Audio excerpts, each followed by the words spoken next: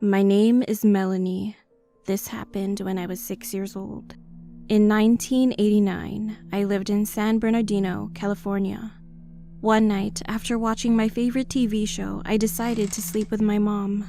I used to sleep alone, but somehow I went to her bed and she smiled at me. While I was sleeping with her, I had a dream that I was at a park. It was sunny, and there were a lot of big trees around. I was in the car, and my mom was standing on the corner of the sidewalk. I struggled to open the door, but it didn't open at all. As I was pounding on the back of the car window, crying for her to help me, she just stood there, smiling and waving to me. Then I woke up, crying hysterically. Mom also woke up and rubbed my back, asking what was wrong, but I couldn't bring myself to repeat the horrible dream. Nothing.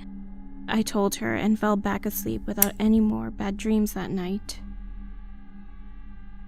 After a year, we moved to Las Vegas, and I was getting ready to turn 7 in a couple of weeks. My older brother, sister, and I went to the airport to visit my aunt who lives in Washington for a while. After finishing check-in, we went through security and got ready to board the plane.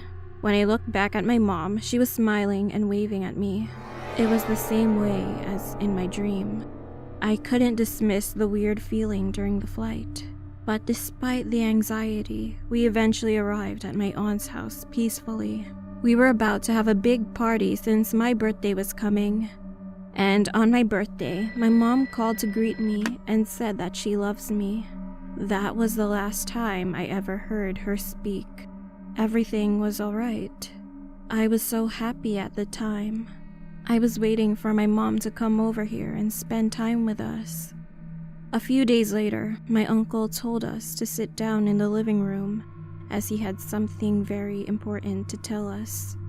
I noticed that my older sister was sitting in the corner chair and was crying quietly. He proceeded to tell us that my mother was no longer with us. At first, I couldn't understand what he was saying. He then told us that she died from a car accident. There was nothing more devastating than that day. Everybody in the living room was crying with such piercing sadness. Now I've grown up, but I still have dreams of my mom smiling and waving at me. I hope this story urges whoever is watching this video to cherish your loved ones, because it could be the last day you see or speak to them.